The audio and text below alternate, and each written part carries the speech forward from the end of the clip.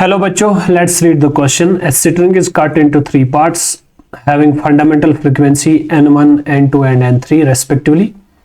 The original fundamental frequency n related by the expression as. Okay, let's start solving this question starting from the key concept. अगर हम इसके की concept की ओर बात करेंगे, की कॉन्सेप्ट में हमें सबसे पहले ये देखना है कि अगर मेरे पास एक स्ट्रिंग है l लेंथ की, उस स्ट्रिंग के अंदर जो उस स्ट्रिंग की फंडामेंटल फ्रीक्वेंसी बनेगी, तो यहां पे मैं लिख सकता हूं कि fundamental frequency of a string, fundamental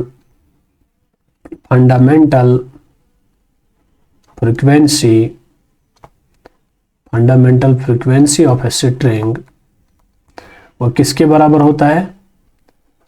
तो that is equal to n is equal to 1 by twice of, sorry, और n यहां पे हम ट्वाइस ऑफ लेंथ लिखेंगे, यानी स्ट्रिंग की लेंथ कितनी होगी? Under root of tension produced in the string divided by mass per unit length.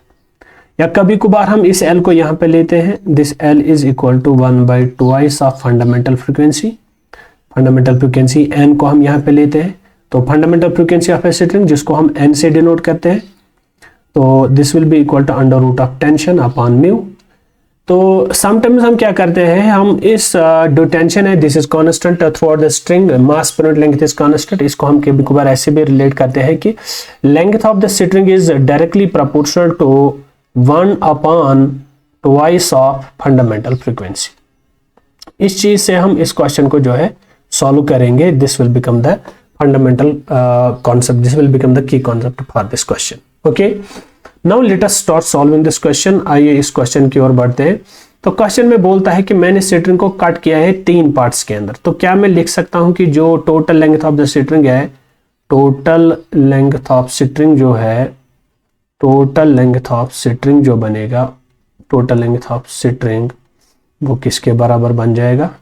Total length of string की अगर बात की जाए, this will be L is equal to L1 plus L2 plus L3, क्योंकि इसने string को cut किया है 3 पार्ट्स के अंदर। ओके, उसका हमें ध्यान रखना है।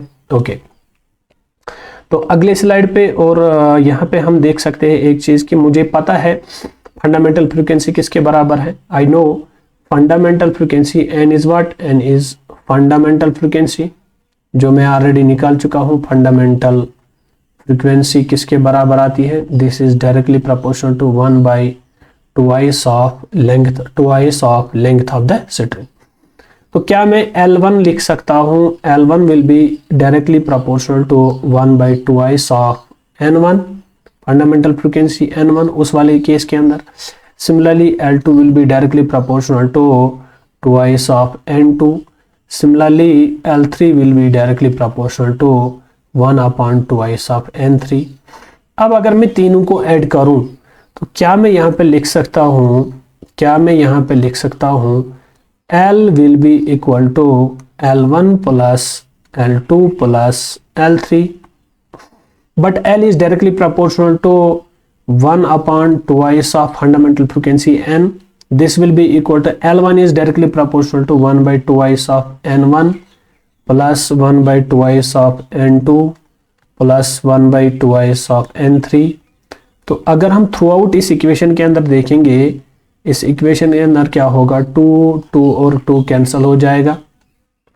तो यहां से जो मेरी फंडामेंटल फ्रीक्वेंसी 1 by n बनेगी, that will be equal to 1 by n1 plus 1 by n2 plus 1 by n3।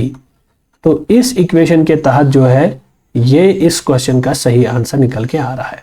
1 by n is equal to 1 by n1 plus 1 by n2 plus 1 by n3। From the options it is clear that option A is the correct option of this question. Thank you.